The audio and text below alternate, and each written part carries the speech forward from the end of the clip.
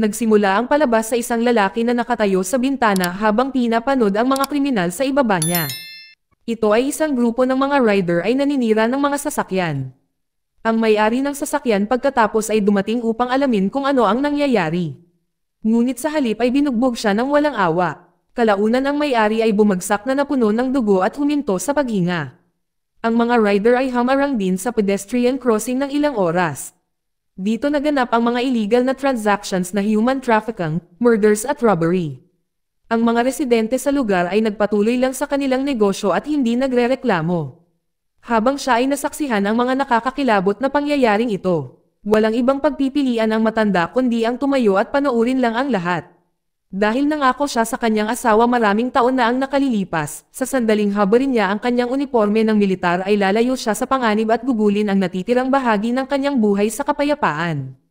Ang pangalan ng matanda ay si Harry Brown, siya ay isang senior officer sa Royal Marine na may maliit na pensyon.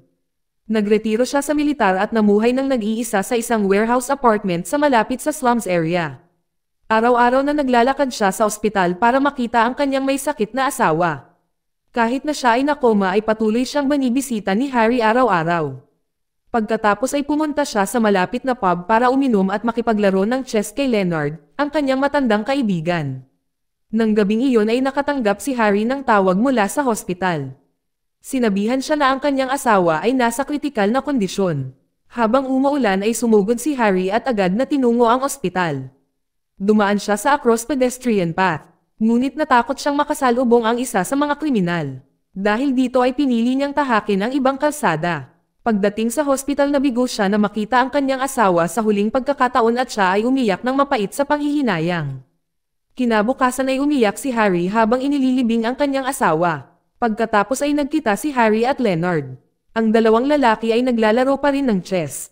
Pinapayuhan siya ni Leonard na iwasan ang may-ari ng bar. Pagkatapos ay sabay silang pumunta sa banyo at doon ipinahayag ni Leonard ang kanyang takot. Sinabi niya na ang mga kriminal ay naglalagay ng basura sa kanyang mailbag at sinasampal siya. Inilabas ni Leonard ang isang patalim mula sa bulsa ng kanyang Amerikana. Napagtanto ito ni Harry at sinubukang pigilan ang kanyang kaibigan at sinabi ni Harry na sasamahan niya siya sa istasyon ng pulisya. Ngunit sinabi ni Leonard na nakipag-ugnayan siya sa pulisya at kumikilos lamang sila kapag may napatay na. Tumalikod siya at lumabas ng pub. Hating gabi may nagsunog ng tambak na basurang plastik sa harap ng bahay ni Leonard saka siya nagising dahil sa usok na mabilis na pumuno sa silid. Pilit siyang bumangon at pinatay ang apoy pagkatapos ay sumugod si Leonard sa pintuan na hinihingal. Kinabukasan, dumating si Detective Inspector Alice at ang kanyang kasamahan sa bahay ni Harry at sinabi sa kanya ang masamang balita. Sinabi ng detective na namatay na si Leonard sa gilid ng kalsada kagabi. Ngunit hindi alam ang pagkakakilanlan ng kriminal at iniimbestigahan pa rin ito ng pulisya. Nang malaman na napatay na ang kanyang matalik na kaibigan hindi na napigilan ni Harry ang kanyang sarili at nangako siyang sisirain ang kanyang pangako sa kanyang yumaong asawa. Dahil hindi niya nailigtas ang kanyang kaibigan. Ngunit pinangunahan ni Detective Alice ang pulisya sa 4 na sospek sa pagpatay kay Leonard Noel na kumuha ng abogado ang kanyang tiyuhin. Kaya nang tanungin sila ng mga pulis ay pare-pareho ang sinabi nilang lahat. Hindi lang niya ininsulto ang 2 pulis kundi binalaan din niya ang mga ito na mag-ingat sa paglalakad. Dahil sa kawalan ng ebidensya ng mga sospek kalaunan ay pinalaya ito, habang si Harry ay nag-iisa na lang at wala na siyang makakausap. Dismayado siya at uminom pa siya ng ilang inumin sa bar. Kinuha niya ang kanyang wallet at binayaran ang kanyang mga inumin. Pagkatapos ay isang tao ang nanunood sa kanya at hindi niya namalayan. Naglakad si Harry pabalik sa kanyang bahay, sa tabi ng ilog nang siya ay dumating sa ilalim ng tulay isang lalaki ang lumitaw mula sa kadiliman. Ang lalaki ay naglabas ng kutsilyo at hiniling na ibigay ang kanyang pera. Ngunit naagaw ni Harry ang kutsilyo dahilan para masaksak niya ang lalaki ng mabilis at kalaunan ay namatay. Si Harry pagkatapos ay tiniyak na walang nakakita sa kanya at pagkatapos ay nagpatuloy sa kanyang paglalakbay. Kinabukasan ay binisita muli siya ni Alice at sinabi sa kanya ang balita tungkol sa kaso ni Leonard. Kung saan ay ang pagkilala sa katayuang militar ni Harry. Pagkatapos makita ang mga larawan at mga decors yun mula sa kanyang panahon sa Marine Corps. Sinabi niya kay Harry na sa pinangyarihan ng krimen nakita ng mga investigator ang isang anti-gang army knife, fingerprints at fibers mula sa damit ni Leonard ay nandoon. Sinabi ni Harry na alam niya ang tungkol sa kutsilyo at kinumpirma na ginamit ito ni Leonard para protektahan ang kanyang sarili. Ginawa niya ito dahil si Leonard naisip na hindi si mapaprotektahan ng pulis. Gayunpaman sinabi ni Alice na tiyak na ang abogado ng depensa ay magtatalo na ang pagpatay kay Leonard ay isang gawa ng pagtatanggol sa sarili. Nangangahulugan ito na ang mamamatay tao ay kakasuhan ng manslaughter hindi pagpatay. Pinayuhan siya ni Alice na maghanda para sa kinalabasan ng paglilitis.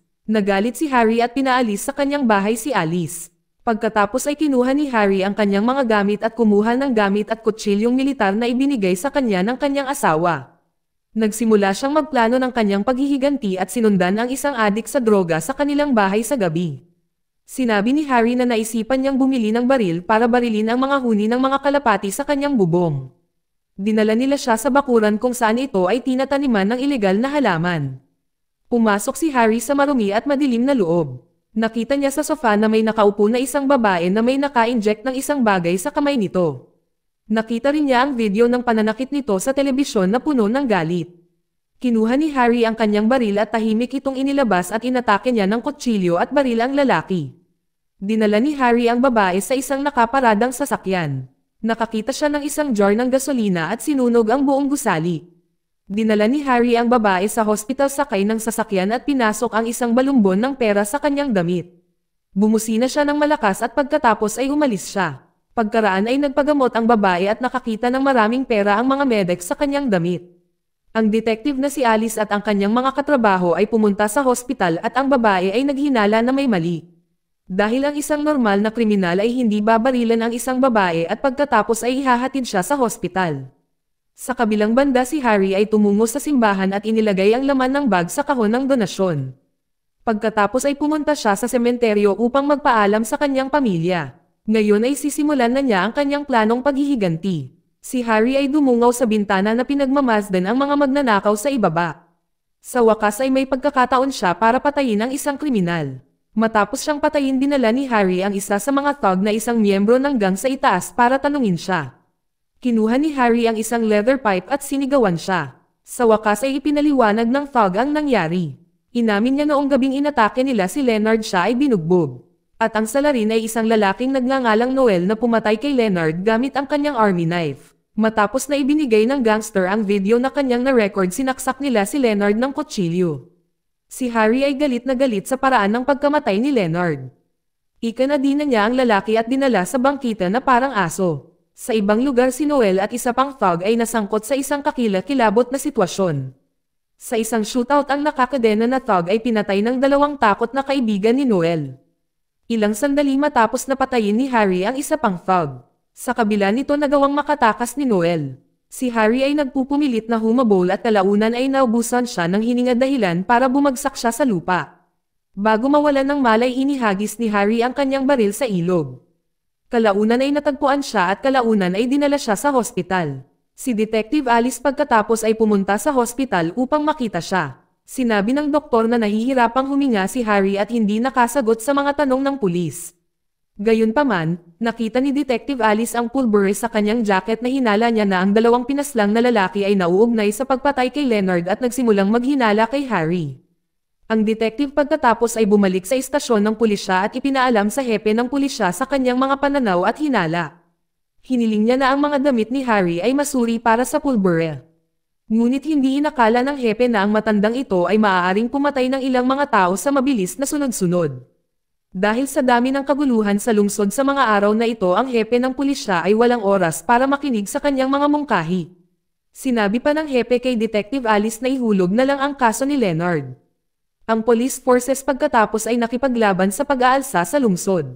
Mabilis itong naging riot at binato ng mga tao ang mga pulis ng mga bato at mga bomba ng gasolina. Sinira rin nila at nagsunog ng mga sasakyan. Sa kabilang banda ang mga pulis ay passive na tumugon sa pamamagitan ng pagbuo ng isang linya na may mga kalasag. Samantala si Harry ay dahan-daang nagising sa silid ng ospital ay tumayo siya at tinanggal ang kanyang mga tubo. Sa kabila ng mga tagubili ng doktor ay mabilis siyang umalis ng hospital. Dahil hindi pa kumpleto ang paghihiganti niya para kay Leonard. Sa kabilang banda, nalaman ni Alice na si Harry ay umalis ng ospital nang walang pahintulot. Siya ay kumbinsido na si Harry ay susundan si Noel, kaya siya at ang kanyang partner na si Terry ay sumugod sa lugar ng kaguluhan. Ang mga kaguluhan ay lumala at ang detective at ang kanyang partner ay inaatake habang sila ay papasok sa kapitbahayan. Pagkatapos ay isang seryosong banggaan ng sasakyan ang naganap. Si Terry ay tinamaan sa ulo at malubhang nasugatan. Ang parehong mga detective ay nakulong sa sasakyan, buti na lang dumating si Harry sa tamang oras. Kung saan tinulungan niya ang mga detective at pagkatapos ay tumungo sa bar ni Sid.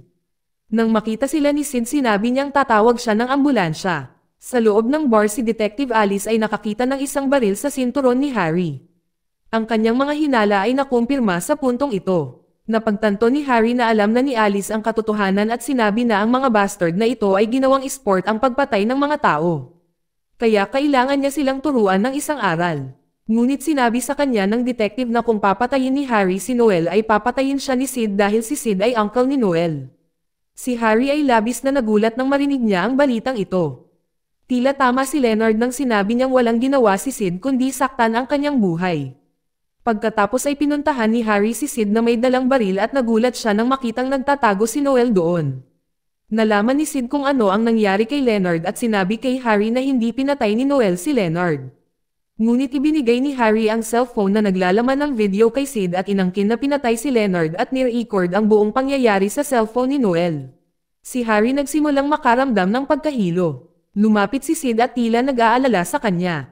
Maingat na kinuha ni Sid ang baril ni Harry ngunit pagkatapos noon ay agad na nagbago si Sid at pinalo si Harry sa tiyan. Nang marinig ni Detective Alice ang kaguluhan sa labas ng bar agad siyang tumawag para humingi ng tulong. Lumapit si Noel at inatake siya ng nakakagulat. Dinala ni Sid si Harry sa labas ng kwarto at binugbog din siya. Pagkatapos noon ay pinagalitan ni Sid si Noel, dahil sa pag-record ng pagpatay sa isang tao at sinadya din ni Sid na itapon si Alice at si Harry sa kalye upang ipamuka na parang namatay sila sa riot. Kailangan nilang patayin si Harry at ang detective.